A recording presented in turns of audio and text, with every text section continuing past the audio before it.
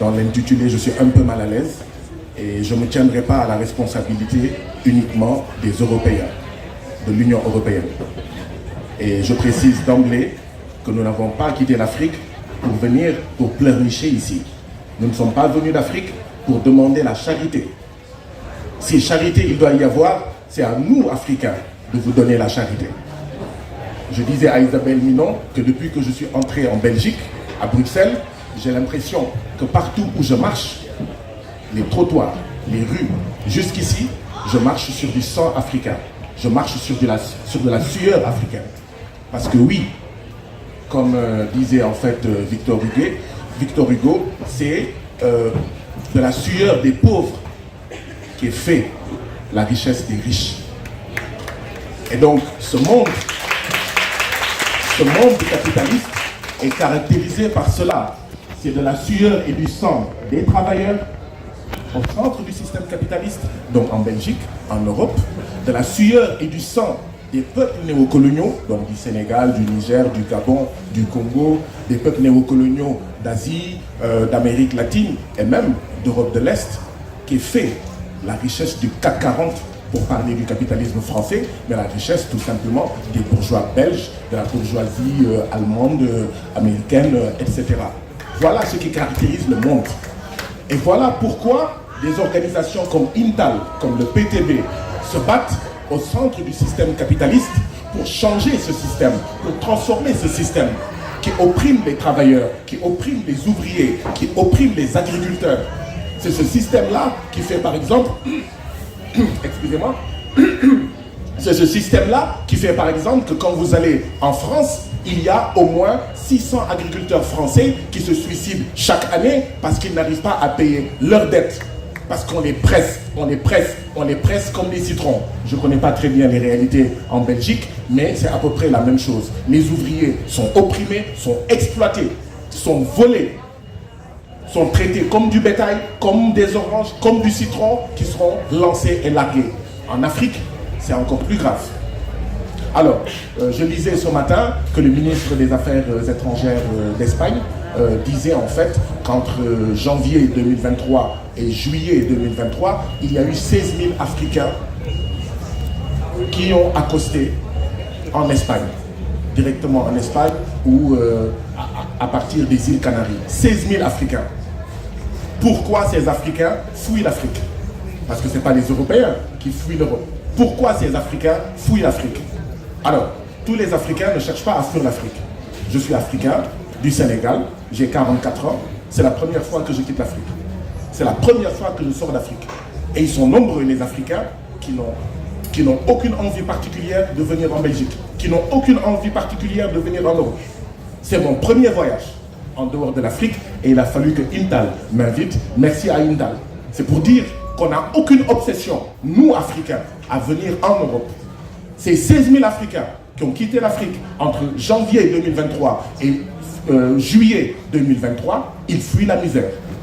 Ils fuient l'oppression économique. Cette oppression qui est exercée par nos dirigeants à nous, nos élus à nous, en complicité avec vos dirigeants à vous. Et c'est cette double, il y a une double responsabilité. Notre responsabilité à nous, peuple africain, pas à moi, parce que je ne vole pas les Sénégalais, je ne vole pas les Africains, mais il y a des Africains, la bourgeoisie bureaucratique sénégalaise qui vole les Africains en complicité, en alliance, en mésalliance, devrais-je dire, avec vos dirigeants à vous, vos industriels à vous. Qu'est-ce qui se passe? Chaque année, au Sénégal, il y a 300 000 nouveaux jeunes demandeurs d'emploi sur le marché du travail. Les conditions que les dirigeants sénégalais réunissent pour donner des emplois aux Sénégalais donnent 30 000 emplois. C'est quoi 30 000 emplois pour 300 000 nouveaux jeunes demandeurs d'emploi qui viennent chaque année sur le marché du travail? C'est donc 270 000 jeunes Sénégalais qui ne savent pas que faire. Certains meurent dans le désert du Sahara pour venir en Europe. Certains meurent en mer Méditerranée et dans l'océan Atlantique pour venir en Europe. C'est ce qui explique ces 16 000 migrants irréguliers dont parlait tout à l'heure le ministre des Affaires étrangères espagnol. Mais pourquoi? Pourquoi? Parce que l'Union européenne oblige nos dirigeants à signer des accords léonins, comme les accords de partenariat économique, qui voudraient que 85% des marchandises en provenance de vos pays entrent dans nos pays sans payer de droits de douane. 85% de vos marchandises qui entrent dans nos pays sans payer de droits de douane. Mais c'est quoi le résultat? 64% des petites et moyennes entreprises sénégalaises meurent avant 3 ans. Comment est-ce qu'on va régler la problématique du chômage?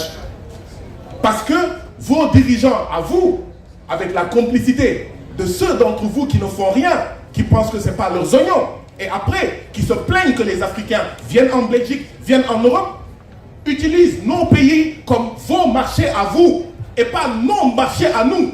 C'est-à-dire que le Sénégal, le Gabon, le Niger, le Mali doit être un marché pour vos entreprises et pas un marché pour nos entreprises à nous. Et c'est normal que nos entreprises meurent. C'est normal que nos entreprises ne puissent pas créer suffisamment d'emplois. Alors, je vais être clair. Nous ne demandons pas à l'État français de prendre ses ressortissants français et de les ramener en France. Nous ne demandons pas à l'État belge, parce que nous n'avons aucun problème avec les Belges, ni avec les Français, avec les Européens en général. La preuve, nous sommes ici dans le cadre d'une relation internationaliste, parce que nous comprenons que ce système-là, qui vous opprime, vous, et qui nous opprime, nous, c'est ensemble que nous devons le transformer. Mais voilà la réalité. Nous refusons de continuer à être un marché pour vos autres. Les êtres humains et la nature, nous le vivons tous. Tous, nous sommes inquiets de la situation de la planète. Mais se soucier de la situation de la planète sans être anticapitaliste, c'est n'importe quoi. C'est n'importe quoi. On ne change absolument rien.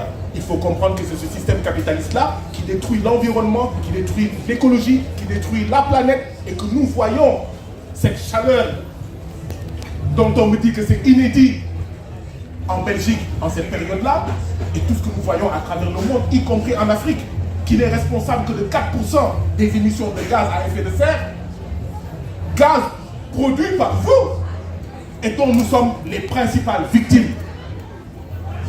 Ce système-là, c'est à nous de le transformer.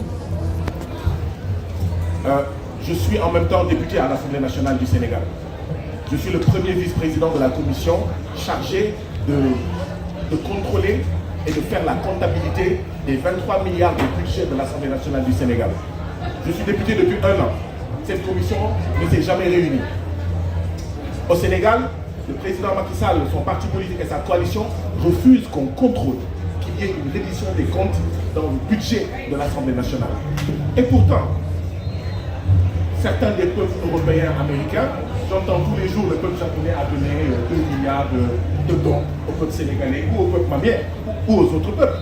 Le peuple américain, à travers l'USAID, a donné tellement de milliards au peuple sénégalais, au peuple africain. Notre responsabilité à nous, c'est de nous battre pour que nos ressources soient protégées, soient bien gérées, soient gérées démocratiquement, soient gérées, etc. Votre responsabilité à vous, c'est que l'Union européenne sait que nos dirigeants nous volent. Vous le savez, l'Union européenne le sait, les États-Unis le savent. Ils continuent à nous aider, enfin entre guillemets, parce que ce n'est pas une aide de mon point de vue, et se taisent sur ça, parce que tout simplement, le bon africain pour l'impérialisme belge, pour l'impérialisme européen, pour l'impérialisme américain ou français, le bon africain, le bon arabe, ce n'est pas celui qui fait des exactions sur les femmes. Le bon arabe, le bon africain, ce n'est pas celui qui respecte les droits des femmes. Non, ce n'est pas celui qui respecte les droits de l'homme. Le bon africain et le bon arabe, c'est celui qui est soumis à l'impérialisme. C'est ça la vérité. Et donc oui, c'est ça votre responsabilité, c'est ça notre responsabilité, et c'est en nous donnant la main, en comprenant que c'est le capitalisme, d'accord? C'est un système qui est capitaliste chez vous, en Belgique, en Europe, aux États-Unis, qui est impérialiste néocolonial chez nous, qui nous cause ces problèmes-là. Mais il faut être clair, depuis que je suis arrivé à l'aéroport de Bruxelles, tout ce que je vois et sur quoi j'ai marché, une partie de ça a été financée par notre sang et par notre sueur. Et ça ne peut pas continuer. Le peuple belge est un peuple que nous aimons. Le peuple français est un peuple que nous aimons. Mais nous ne sommes pas d'accord avec la politique française de l'Afrique, avec la politique belge de l'Afrique, avec la politique américaine de l'Afrique, avec la politique de l'Union européenne de l'Afrique, parce que c'est une politique de rapine, c'est une politique de domination impérialiste, d'exploitation. Et ça ne peut pas continuer, et ça ne va pas continuer. Ça ne va pas continuer. Vous avez la Banque européenne, dites-moi quel est l'Africain qui est au niveau du conseil d'administration de la Banque européenne. Mais chez nous, le franc CFA, il y a des Européens qui siègent au niveau de notre banque. Dites-moi quel est le soldat sénégalais qui se trouve en Belgique ou en France ou aux États-Unis. Chez nous, en Afrique, il y a des soldats européens, américains, qui font quoi là-bas? Qui nous protègent? Non! Qui protègent leur marché, qui protègent leur accès à nos ressources. À nos ressources. Et donc ça ne peut pas continuer. Et ça va se terminer. C'est pourquoi nous disons, et ce n'est pas de la haine, mais pour la souveraineté monétaire des pays africains, mais France, dégage. France, dehors. Parce que la France n'a rien à faire dans nos affaires monétaires. Plus de 60 ans après les indépendances, comme les Africains n'ont rien à faire dans votre banque centrale. Comme aucun soldat africain n'a rien à faire en Belgique ou en Europe. Nous sommes assez grands. Nous n'avons pas besoin du grand frère belge, ni du grand frère américain, ni du grand frère français. Nous sommes assez intelligents et nous sommes plus riches que vous. Et nous sommes plus riches que vous.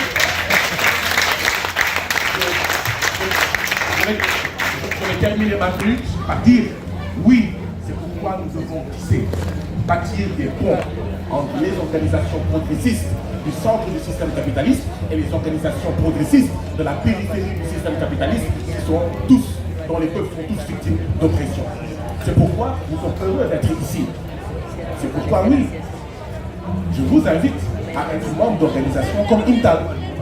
Parce qu'aucun individu ne peut changer les choses. Aucun individu. C'est organisé. Ensemble. Nous réfléchissons ensemble. Nous décidons ensemble. Nous planifions ensemble que nous pouvons changer la situation. En Belgique, en Europe, au Sénégal, en Afrique, au Congo, etc.